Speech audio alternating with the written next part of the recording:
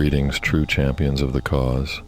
Welcome to Starplanet Beyond the Canon, a showcase of literary fan works from across the multiverse, featuring your favorite intellectual properties. In today's episode, we will be featuring the opening prologue of The Siberian Experiment, a literary fan work inspired by 20th Century Fox's Alien and Predator franchises. When a meteor hits the Siberian wilderness, military personnel find more than they bargained for. The Siberian Experiment was published on the 26th of December, 2022. Somewhere in the heavens, they are waiting. Now, dear travelers, let's begin. Siberia, 1908. The clear, brisk, and bright sky over Russia promised a beautiful morning. Soon, however, the still peace was broken by the large object entering the atmosphere. The extraterrestrial object hurtled along at an unfathomable speed, but began to break apart about 20 kilometers over Earth's surface. The intense heat from this event produced devastating shock waves, and when the inevitable airburst occurred as a brilliant, fiery cloud on the horizon, decimating the remainder of the meteor, the area's residents began to take notice. Tremors could be felt as far as 1,000 kilometers away from the epicenter. A group of sleeping reindeer herders were thrown from their tents. One herder flew 12 meters into a tree, and hundreds of the reindeer were killed, as radiant energy from the explosion ignited the forest. Thankfully for the area's few inhabitants, the subsequent blast wave quickly overcame the fires and extinguished them, leaving a scorched, butterfly-shaped patch of land in its wake.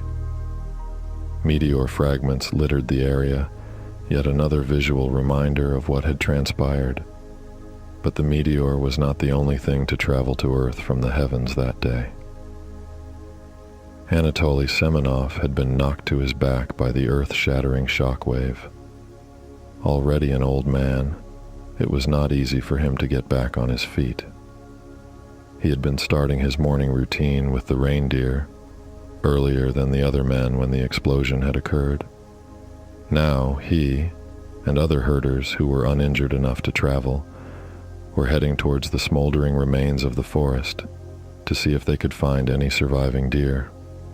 They stood not 10 meters from the broken trees, staring at the flattened space in wonder, the heat too intense for them to get any closer.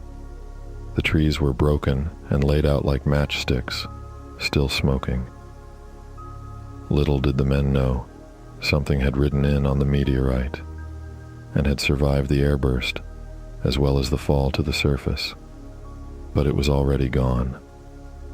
The herders were in a frenzy now, excitedly talking about the strange path of destruction before them, what to do about it, and how to find the remnants of their herd. Their location was so remote, it would take much time for a man to go report it, and even more time for the response to arrive. So engrossed were they in debate, they failed to notice they were being encircled by the very things that had left the meteor.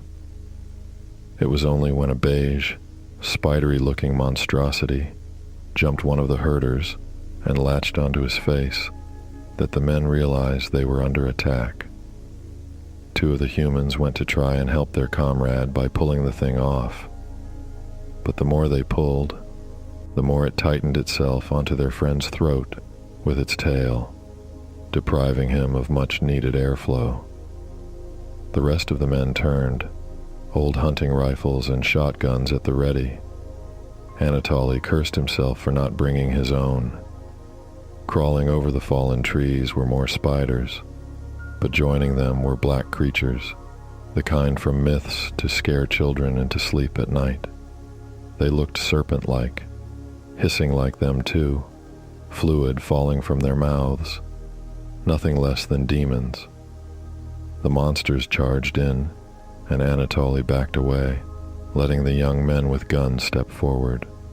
A few spiders fell to bullets, but when a black demon closed in and pounced on one of the younger herders, Anatoly had to watch in horror as a second mouth shot out from the beast, piercing the forehead of his friend. The creature was promptly shot by another man. Puke green blood sprayed everywhere, including on the dead human beneath it. The herder's corpse began to disintegrate. Bagienek, Anatoly murmured.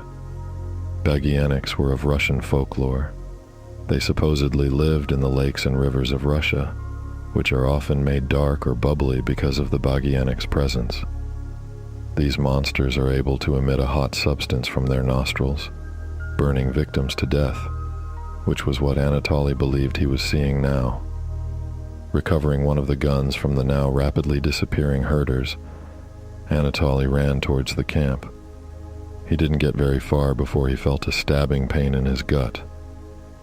Looking down, all he could see was his own blood and body, along with some distortion in the air resembling a blade. Looking up, he could make out the rest of the distortion to be roughly man-shaped.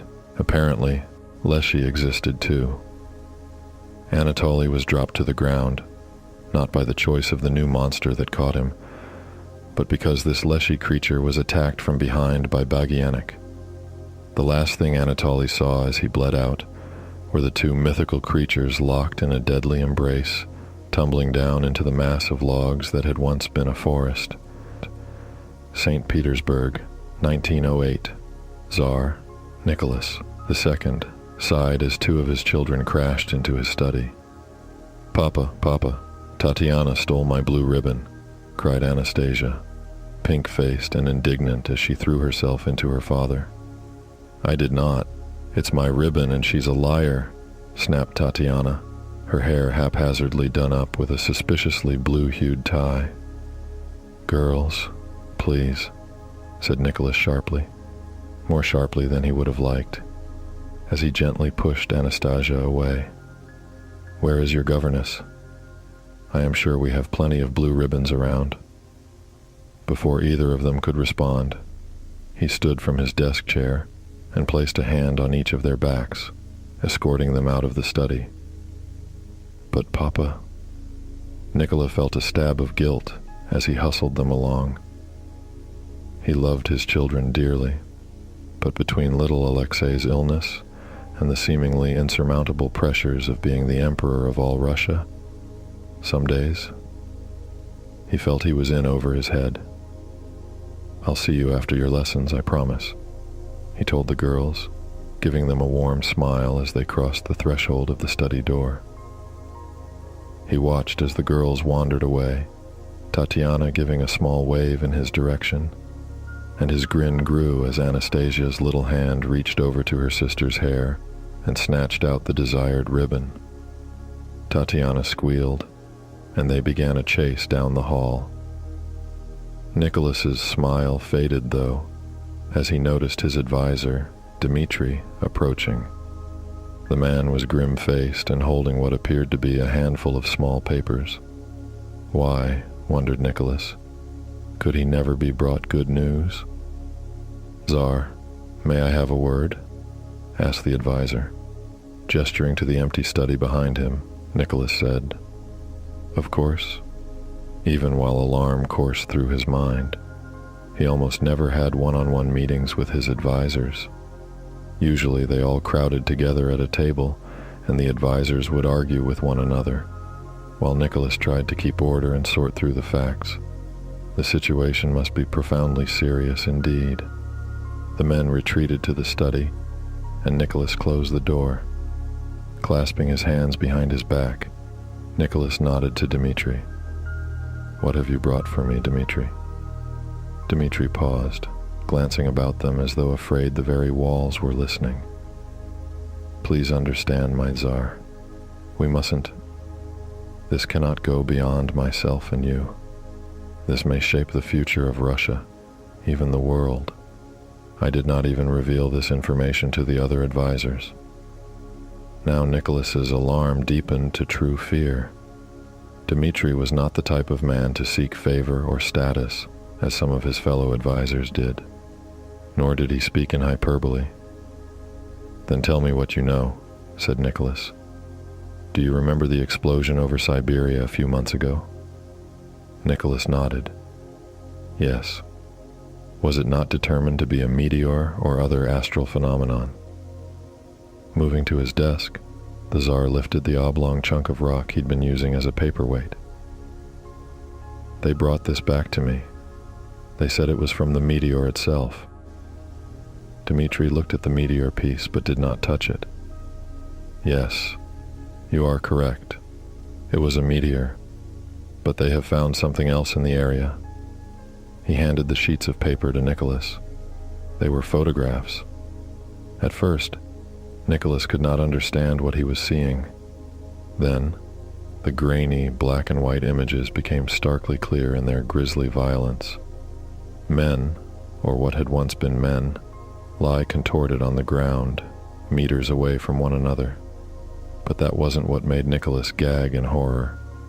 It was their chests, broken skin, empty cavities, ribs twisted outward, blood, and other things Nicholas did not want to guess at, all comprised the gruesome scene he was seeing. Oddly enough, the rest of the corpses' bodies seemed to be intact. Their weapons lay scattered around them. What happened to them? He finally asked, unable to tear his eyes away. His mind was racing to fill in the answers. Bears, wolves, even the rarely seen and elusive tiger. But why the same injuries, in the same exact place? Animals didn't do that, at least, none that science had encountered. Nicholas let his paperweight drop onto the desk. What kind of middle-aged barbarity is this? We think they arrived on the meteor, Dmitri said hesitantly, as if expecting argument. They. It took Nicholas a moment to process what he was saying. You mean life from space? Yes, Dmitri said simply. Nicholas ran a hand over his face. What makes you believe this? The scientist who brought these photos said the locals were very reluctant to talk about it. Ever since the meteor came, villagers have gone missing. They usually find the bodies later, looking like... Dmitri broke off and nodded at the photo. That. They think it's the Bagianic. Nicholas scoffed. Superstition. He'd expect nothing less of the uneducated rustics who lived out in Siberia. Yet, did creatures from space make any more sense? Doubtless. Our scientists dismissed it at first, too. They thought the bodies were the result of some rabid animals. But then one of the scientists was killed by well, they couldn't get a picture. It was too fast. But they described it as a giant bug-like snake, larger than a bear and stronger than a crocodile. Taking away the top photograph, Dmitri tapped the one below it. But they managed to capture a few of the little ones in jars. Little ones. Nicholas looked at the new photograph. Inside the jars, the specimens sat. Even in the still image, Nicholas could feel their feral impatience. They looked almost like the skeleton of an animal he had seen once, in another photograph. A manta ray. The scientists caught them while they were feeding on some deer, Dmitri explained. Feeding? We think so. They're not sure yet. They attach to the face, or more specifically, the mouth. Nicholas looked at the creatures more closely, suppressing a shudder. Have the scientists destroyed them yet? For the first time, Dmitri appeared surprised by his questions. Of course not. They want to study them further. Grimacing, Nicholas leafed through the remaining pictures. Have them destroyed, and I will send soldiers to hunt down the larger creatures, the snake ones. We must eradicate this threat to Holy Russia. Tsar, if I may suggest, said Dmitri carefully, taking the pictures from Nicholas. What? Allow the scientists to study them more. Think of the opportunities. Think of what we could learn. Such as? They are powerful, so powerful. Think of how strained things are with Germany now. If we could harness what they have, the Kaiser would grovel before you, We could make Japan pay for the war. And even things closer to home. You stopped the revolution 4 years ago, it's true. But what if the people try again, and in greater masses? The words sounded good. They made sense. But after all his recent defeats, Nicholas was beginning to wonder if some things were simply uncontrollable. What if... Dmitri grasped Nicholas's arm, a shocking breach of protocol. One did not grab the Tsar. What if they held the key to curing your son, his hemophilia? Angered, Nicholas threw Dmitri's hand off and stepped back. How dare you speak of that? Dmitri held out his arms placatingly. My only wish is to help you make an informed decision. I came to you, not the other advisors, because I knew you would make the right choice. For your empire, for your strength. Even if the creatures cannot cure your son, you could use them to ensure Russia is strong enough, ensure the Emperor's position is strong enough, that you can leave things for him to rule peacefully. Nicholas's anger dissolved. He knew he was being manipulated. Perhaps Dmitri was not as trustworthy as he'd thought. And yet, maybe Dmitri also wasn't entirely incorrect. Alexei was getting weaker, despite Alexandra's insistence that Father Grigori's prayers helped. And if Alexei couldn't be cured, maybe, just maybe, the empire he would inherit could be made powerful enough that Alexei could concentrate on keeping healthy and not managing crisis. Stroking his beard, Nicholas said at last, "Very well. Set up a laboratory somewhere remote, the Ural Mountains, I think. There are old mining complexes there that can be repurposed without raising attention. And Dmitri?" "Yes, Tsar. We tell no one." "Nobody," Nicholas emphasized. "I want the records of the scientist's visit to Tunguska removed from the record today." Dmitri gave a short smile. "Immediately. And with that, let's take a break. We will be back after these messages. You are watching Starplanet, Beyond the Canon.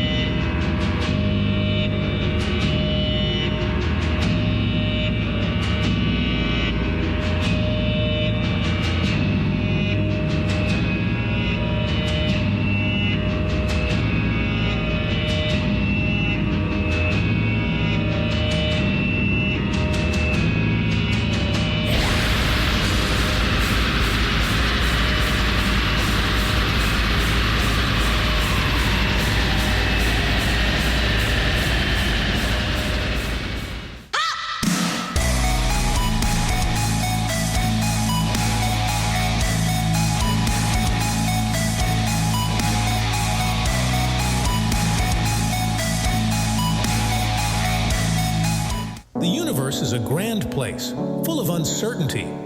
But the one thing you can be sure on is the greatest pizzas can always be found at Pistol Star Pizza, with over 500 trillion outlets throughout the universe. One thing is for sure, you'll never go hungry at Pistol Star Pizza. Pistol Star Pizza. At Pistol Star Pizza.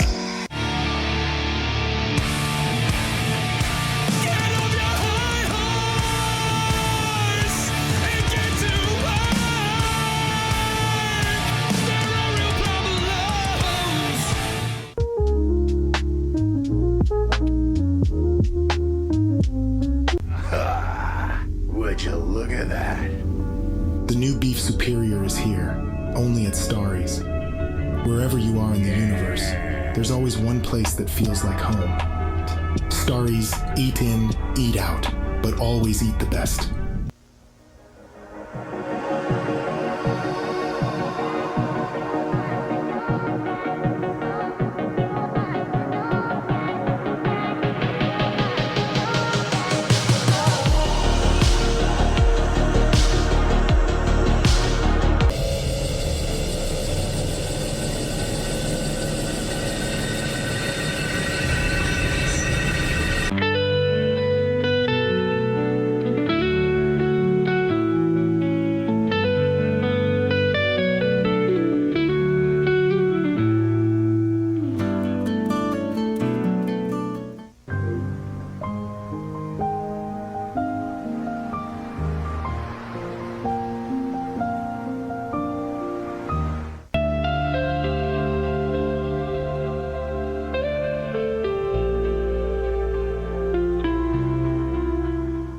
Welcome back. Let's continue. 51 years later, February 1st, 1959. True to the order, a laboratory was set up in the Ural Mountains, or more specifically, beneath it. It wasn't long before it was converted into a weapons lab and military base, however. The structure was upgraded over the decades to include more concrete and even foil layers, so nothing could detect it. The base was given the nickname Sklep, the crypt, by those who worked in it. Very few within the Russian government knew of its existence, and those who didn't even know what it was for. The lie spread forth was a storage space. Rumor told it was a nuclear weapons test silo. Another still said it was for the Soviet space program, and the supposed origin point for Sputnik 1. Nikita Khrushchev himself didn't even know. Those who worked within the facility were not allowed to leave it. They ate, breathed, slept, and bathed within its walls, entombed by the namesake. In the case of the captured Nazi scientists, the prisoner-like lifestyle they were forced to live made sense. But the select people from the Soviet space program, the KGB, and military personnel were also forced into the same way of living. The need for such diverse groups within the Russian government became apparent early on. The clear extraterrestrial nature of the subjects was what started the space division in the first place. But while the public saw Russia trying to achieve spaceflight, this group studied the monsters from Tunguska, lovingly named Bagyanik, after its origin story. This group hoped its spacefaring sister group would be able to reach out to the stars and find more specimens, whether new or more of the same, for study. The KGB, although in its infancy, also had a special unit assigned to this facility.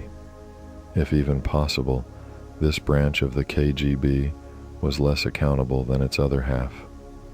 With the fall of Nazi Germany and the start of the Cold War, this faction of the KGB was looking for any and all weapons against the United States of America, especially ones that couldn't be tied back to Russia and possibly incite nuclear war. They had seen some success in these organic weapons, with trial runs made by Russian advisors stationed in Vietnam. These tests were little more than simply letting the Black Devils run loose to take out the South Vietnamese Army, French Foreign Legion, and even the rare American advisor. The problem was controlling the damn things. For every NATO force killed, the alien animals would also kill North Vietnamese and the few Russian advisors there. Then, there had been a further complication. Letting Bagyanik run free had resulted in a second extraterrestrial species becoming involved. Russian forces could never get a look at this new species, and rarely did any live to tell about it either. The best description given was a human-like outline in the air, transparent of course. The Space Division scientists were quick to deduce that this was an alien entity, and not American technology. Bagyanik, it seemed, drew attention when used. There were currently no ideas on how to capture one of the new species. Current KGB facility director Chernov rubbed his temples, feeling the start of a migraine coming on. The few involved in this project were demanding results, and although he had delivered plenty, the question about control still remained. Chernov knew the key lay with the big one in the basement, the egg producer. It lacked eyes, but Chernov could tell when it was staring at him, so to speak, like it was trying to work him out, or work on a way to get out. They had people working around the clock to incinerate the eggs she produced. They had plenty of specimens to work with, but she endlessly laid, and they endlessly destroyed what they didn't need. Of course, replacements for the Black Devils were needed, and there was no shortage of political dissidents in Russia to sacrifice when the need arose. But population control was critical, lest the base be overwhelmed and the things escape. Russia may have wanted control of the world, But they couldn't do that with Bagienic spreading like wildfire. Rising from his chair, Chernoff made his way out of his office. Another field test was due, but first, a stop at the infirmary before this migraine got too far along. Once the drugs were in his system, he made his way to the elevator. Inside, he held down the bottom floor button. This was a security measure to descend to the levels below that weren't listed. Once at the true bottom floor, Chernoff stepped out and made his way to the observation window. There she was in all her glory, furious as always. The chamber she was held in was specially constructed. Not only was she restrained, even if she did escape, there were no doorways for her to fit through, nor could she smash her way out of the thick concrete walls, buried in a mountain no less. "How is our Baba Yaga today?" Chernoff asked the staff. Temperamental, as always. Typical. She hadn't made it a secret she wanted out. Wasting no more time, Chernoff ordered what he wanted. "We are doing another field test. Search and destroy simulation." "Did we secure the articles of clothing?" "Yes, Comrade Chernoff." Chernoff had to smile. The KGB had been keeping tabs on a group of students from the Ural Polytechnical Institute. They were planning an expedition up the mountain, and the only reason why the institute had approved their trek and a route so close to the base was because the KGB orchestrated it. The clothing had been secured from each of the students and would be presented to the big one and her spawn. They seemed to function much like bees, a hive mind. Control the big one, the queen. You controlled the drones. The idea was to see if they could convince her to destroy a specific target, instead of merely pointing her spawn in a specific direction in hopes they killed the target with little collateral damage. "Show her. Use the electrical prods if needed," Chernoff ordered. The assumption was they could hunt by sense of smell. Most animals could, after all. With no visible optical nerve system, how else could they? As a few brave Russian souls approached her with the clothing in hand, an ear-splitting screech emitted from her. Not a roar, much higher pitched, more on the side of hissing. After a few attempts to use her arms and inner mouth on the soldiers, she finally submitted. But Chernoff knew this was smoke and mirrors. Biding time, so to speak. Her drones were dumb, but she could almost be classified as intelligent life. Using 3-meter poles, the soldiers presented the clothing for her to smell, or at least, Chernoff hoped she would smell. When it felt like she had adequate exposure, the soldiers left to present them to the drones. Chernoff just prayed this would go well enough to even fudge the results as successful, lest he be demoted or even worse, facing a firing squad for the knowledge he possessed. So lost in his thoughts, he failed to notice the scientist addressing him. "What?" Chernoff asked. "The soldiers are reporting they are ready. Do you wish to deploy?" "Da. Have the soldiers recon the situation as it unfolds. We need to be ready to contain if this gets out of hand." The scientist nodded and went to relay the command. May Igor and his people's death be swift and painless. Igor Dyatlov and his team were settling in for the night. They were too far west now. The snowstorm had deviated them from the original route. Frustrated, he had decided to set up camp, not wanting to lose the altitude they had gained. Plus, it made for good practice, setting camp on a mountain slope. With warm food in their bellies and decent shelter with sleeping accommodations, the team had fallen asleep. All were eager to receive their Grade 3 hiker certification on completing this trip. It was early in the morning when Yuri awoke him in a panic. "Igor, there's something outside," he stated in a harsh whisper. Igor listened. He heard something akin to hissing, but that wasn't unusual on mountains. They made all sorts of strange noises. It's just mountain ambiance, Yuri. Go back to sleep. Igor shrugged off. It wasn't a second later that a screech ripped out.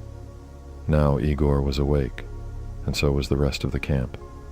No time was wasted in fleeing. Not even boots were donned. They didn't see the origin of the noises. The Russian soldiers observed the unfolding situation as best they could. The assets had successfully tracked down the intended targets, and now actively hunted them. The captain had to scoff at how these monsters were dressed. Someone had the brilliant idea of giving them camouflage flak vests to ensure they could be identified as their extraterrestrials and not someone else's, apparently. In his opinion, it just slowed the weapons down with more weight. That's when the soldiers took notice of the orange lights in the sky, rapidly descending to the earth, and the very alien craft they came from. There was no chance the students hadn't seen it as well. "Call the crypt. Let them know we are about to have company," the captain ordered. Chernov was either going to be very happy or very angry. Chernov was not happy. His test had been going well, but it appeared the other species had arrived. The results would now likely be tainted, if any subjects survived at all. Having no choice, he ordered the captain and his team to engage, kill the serpents and the students, since they could always make more serpents and engineer more test targets, but try to take the invisible ones alive. He had to laugh at that last part. From what was learned in Vietnam, there was no way he was ever hearing from those men again. Moscow would have to send another detachment. In the chaos, Igor had found himself under a pine tree and in the company of Kolmogorova and Slobodin. They were everything short of the definition of naked in the frozen wasteland, and he was pretty sure he could hear intermittent gunfire mixed with roars, tigers or bears perhaps, and screams, very human screams. "What do we do now?" Slobodin asked, his teeth chattering together.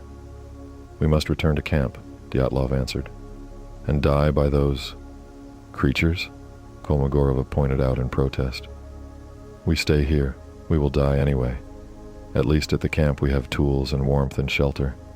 We stand a better chance," Dyatlov argued. "What about the others?" Slobodin asked. "We will try to find them on the way back. But we are no good to them dead," Dyatlov stated morosely. In agreement, they set out, unaware they would not get very far. Dubinina felt very little relief after stripping Krivonishenko of his meager clothing and putting it on herself. She had watched him die by some dark outline of a creature, hissing and screeching, and then she blacked out completely. When she awoke, a new monstrosity was laying next to her. A huge beige scorpion was the best description she could come up with.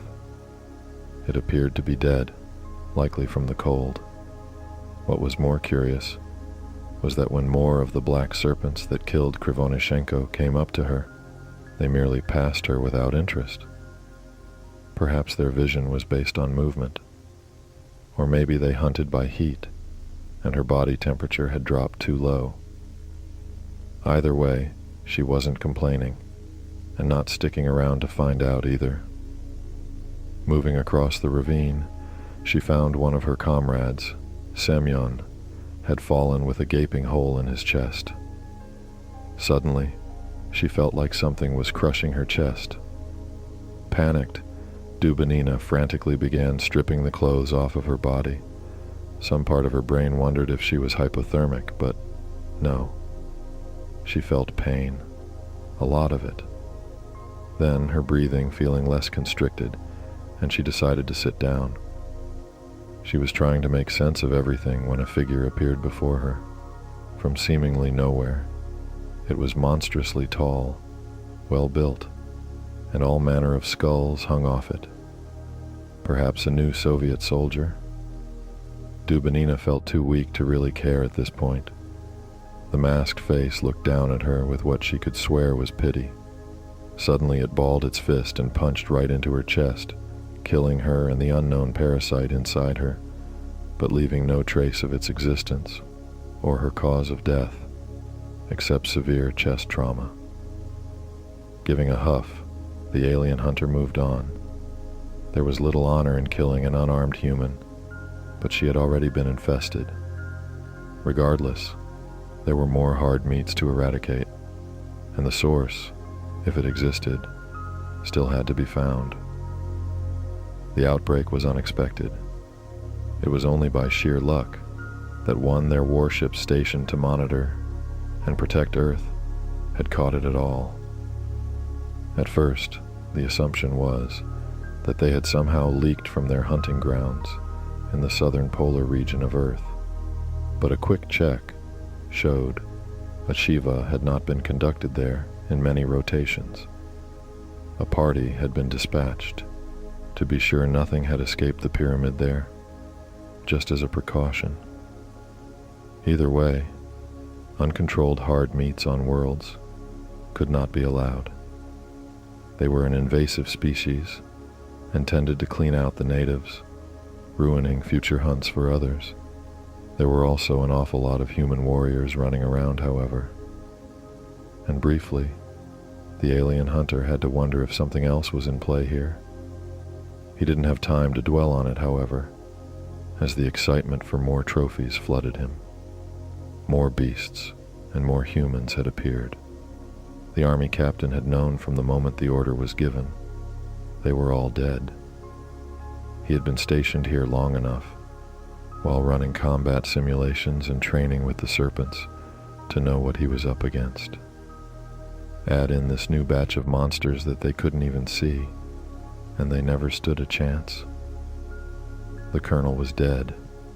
The fool had never seen a day of combat, and simply wanted to suck up to the director by insisting on overseeing the test personally. Therefore, the company, or what was left of it, now fell to his command. A pittance of 20 or so men. They had started with 250. Currently, they were stalking the mountain, having only found one of the Polytech students' bodies. "Captain, down the mountain there," a private called out. The captain motioned for someone to hand him binoculars. Sure enough, their black devils were going down the hill, probably for more victims, now that they had cleaned the mountainside out.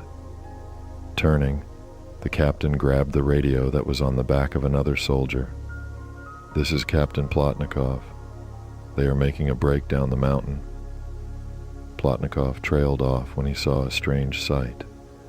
3 red dots, in the shape of a triangle, were dancing across the unaware private. When their sight returned, the private's chest was nothing more than a cauterized, gaping hole. "Say again your last, Captain." "We only caught that they are going down the mountain," the voice over the radio requested. But Plotnikov wasn't listening anymore. Instead, he and his remaining men had brought their AK-47s up, looking for the source of the attack. They didn't have to wait long as 7 armored figures appeared out of the thin mountain air. These were clearly not their extraterrestrials, but the other ones who had landed with the strange craft. For a moment, there was a silent standoff, but soon, roars of challenge from the new arrivals overcame the howl of the mountainside wind, and Plotnikov knew this was the end. Chernov had just been informed by the captain, over the radio, right before he died, that the Bagianic were making a break down the mountain. Kayort. That was unacceptable. If they got into a populated area, they would wreak havoc, and he would undoubtedly take the blame and the bullet. This had to be stopped. Fast. The facility director stormed into the Queen's chamber with a batch of soldiers and spoke to her in a booming voice. "Call them back." She made no noise or even acknowledgement of his presence. Looking over to a soldier, he gave a nod. The soldier put a few bullets into one of her fresh eggs. The Queen screeched in protest. "I know you understand me. Call them back Chernoff said through clenched teeth. She fell silent, leaving Chernoff to wonder if she obeyed or just kept quiet. Comrade Chernoff, our remaining scouts are reporting that the Bagienik are turning around, heading back to the base, one of his assistants stated. Chernoff turned back to the Queen. Thank you, Your Highness, he said in a mocking tone, and gave her an insulting bow, so she could understand. Perhaps the field test wasn't a complete waste. Tired, he left the chamber and returned to his office. He didn't get a moment's rest before his assistant, Pyotr, entered. We lost all contact with the recon teams and our species were killed while returning to base, Pyotr said. The other aliens, I presume? Chernoff stated, rather than asked. His migraine was now resurfacing with a vengeance. If I had to guess, Pyotr retorted. Chernoff exhaled loudly. Call Moscow. Report the test a success. Tell them we need another detachment of soldiers. I don't care who they send. Make sure the KGB oversees the autopsy of the students, Dyatlov's people. What should the cover story be? Pyotr asked. Avalanche, Chernoff answered, to which Pyotr gave a light snort. He agreed. It would never be bought, but it also would never be disproven, even if they found the bodies.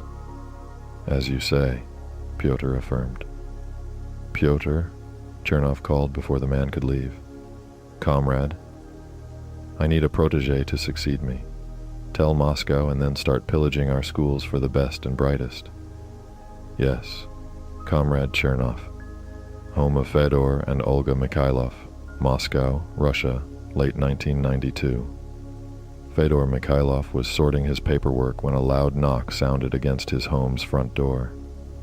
Olga, Karik, I am busy. Will one of you answer? Fedor called. He received no reply from either his wife or son, and annoyed, rose and went to the door himself. Standing outside was a bent, old woman. Her skin reminded Fedor of dried, dead leaves. He had no recollection of ever meeting her, and it confused him so much that he didn't immediately notice the little waif of a baby in her arms. Who are you? He demanded of the woman, crossing his arms. What do you want? He hoped she was not a beggar. Somehow, they had only increased since the recent end of the Soviet Union. Lifting her pointed chin, the old woman glared and held her ground on his porch. When she spoke, her voice was like her wrinkled face, brittle and dry. Conversely, its tone held a surprising amount of harshness. I am Anya Zakharov, great-aunt of Mila Zakharov, said the woman, glaring at him, and Fedor felt a jolt upon hearing the second name. Mila. You need to hear what I have to say, rasped Anya, as if on the verge of a cough. Fedor was not listening to her. Instead, he was looking at the baby, a sense of foreboding creeping through him. Mila. He should shut the door. In fact, he should have already done so. Why should any name invoked from his past matter? But the baby was now staring at him with enormous, curious hazel eyes. Strange, how it didn't seem frightened of him at all. Fedor's own boys had been terrified of strangers at that age, but this one, undersized and dirty, seemed to be sizing him up without as much as a blink. Old Anya, meanwhile, was still speaking. Mila is dead. I know she was your secretary. She was hit by a car 1 week ago. She said it bluntly, showing no hint of emotion. She hasn't been my secretary for more than a year now. Fedor interrupted hastily, even as he reflexively glanced over his shoulder into the house, making sure his wife was nowhere nearby. Anya scoffed. I know that.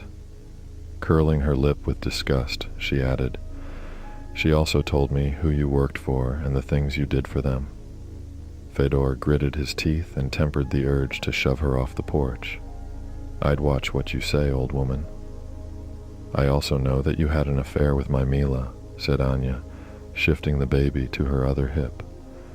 This is your daughter. Your name is on the birth registration." Fedor was, by now, prepared for this revelation.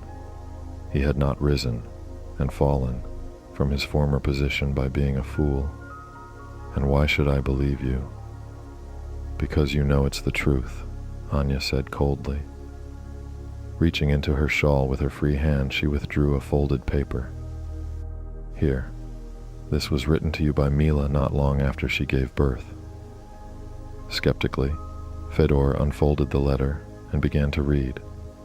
March 11th, 1992. "Dear Fedor, I am writing this to tell you that I have given birth to our daughter. Her name is Jekaterina. I apologize for not telling you sooner. When I realized I was pregnant, the committee was in disarray, and your job and very life were in jeopardy. I decided to spare you the extra burden of worry that this information might cause you, and raise her alone. However, if you are reading this, it means that I am no longer able to care for her, and she needs your help. Please, if you can do one thing for me, make sure she has a safe home. Yours, Mila Zakharov." Fedor grimaced. The letter was Mila, from beginning to end. It showcased her elegant and immaculate penmanship that had been the envy of every other secretary in their building, and the note itself was written on old KGB stationery. This was not a forged letter, and Mila was no liar, but what to do about it? "So now you believe," said Anya, sounding satisfied. "You must take her. I cannot care for her. If I could, I would. I have no money, and I am too old." Barking a laugh, Fedor cut her off. "And I am not. I am already 50. I cannot raise another child at my age. And my wife will know that I...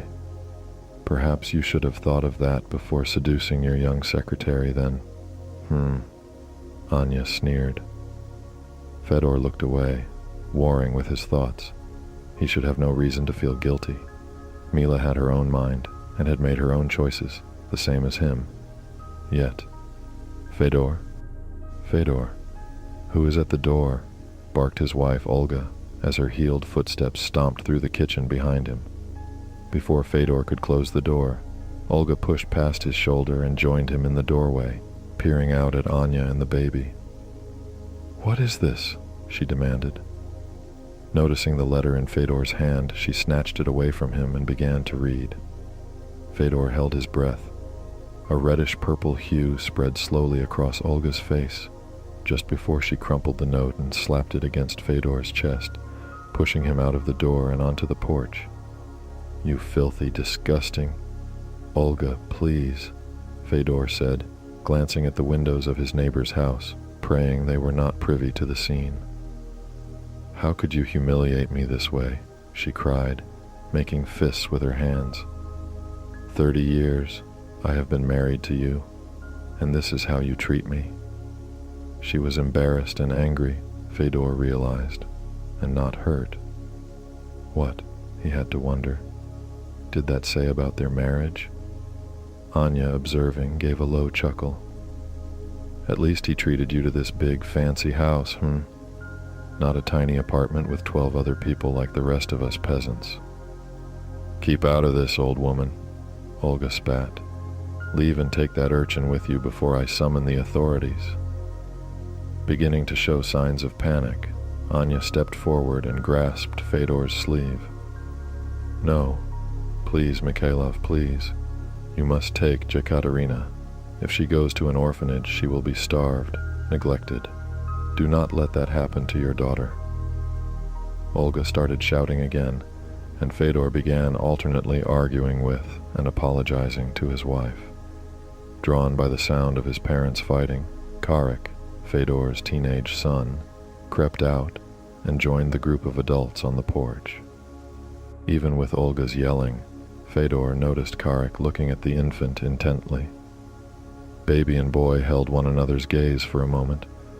Then Karek looked up at Fedor and spoke, though he couldn't hear him over the commotion. "Olga, please," he said, holding up a hand. "Karek, what is it?" Go back inside. The adults are talking. Is this really my sister? Asked Carrick, sounding more grown up than Fedor had ever heard him. Yes, Fedor admitted, running a hand over his face. I think so. Sensing an ally, Anya shoved the baby into Carrick's arms. I can tell you're a good boy who wouldn't abandon his sister, she said persuasively. Don't try to influence my son, you hag, Olga huffed. Carrick, give it back. No, said Carrick, clutching the infant to his chest. Excuse me, said Olga, straightening. She wasn't used to her orders being defied. Carrick was not cowed. I'm not giving her back to live in an orphanage. She's my sister. Even if you're mad at Father, it's not her fault. Carrick, Olga began threateningly. Fedor spoke up. Carrick, take Jekaterina inside. Your mother and I will discuss this. And what an unpleasant conversation it would be. Carrick carried the baby into the kitchen. Even with all the screaming outside, she wasn't crying, which was strange. His friend Carl's baby brother cried all the time. Are you hungry? There's some mashed potatoes in the refrigerator. One thing he'd learned from Carl's brother was that babies needed everything mashed. He heated the potatoes on the stovetop while he held Jekaterina. She seemed more interested in the buttons on his shirt than anything else. Once the potatoes were lukewarm, he went to the table and set her in his lap. It took some time, and spills that Mother was not going to be happy about. But in the end, Carrick had fed her several spoonfuls of the creamy starch. His sister, Jekaterina, twisted around and looked up at his face. Then she reached up with a potato-smeared hand and patted at his chin gently. Jekaterina is too big of a name for you, he told her as he wiped his chin. You're Katya to me. She gurgled, the first sound he had heard her make. Don't worry, he promised her softly. I'm going to watch out for you from now on. And with that, true champions of the cause. The first part of our story has come to an end. I thank you for spending this time with us, and I look forward to seeing you again. Please let your thoughts be known in the comments. I truly look forward to reading them. So, until next time, please like, comment, and subscribe. Go visit enterstarplanet.com for more. And until our paths meet again, I have been your host, Arius Vallo. See you in the shadows, my love.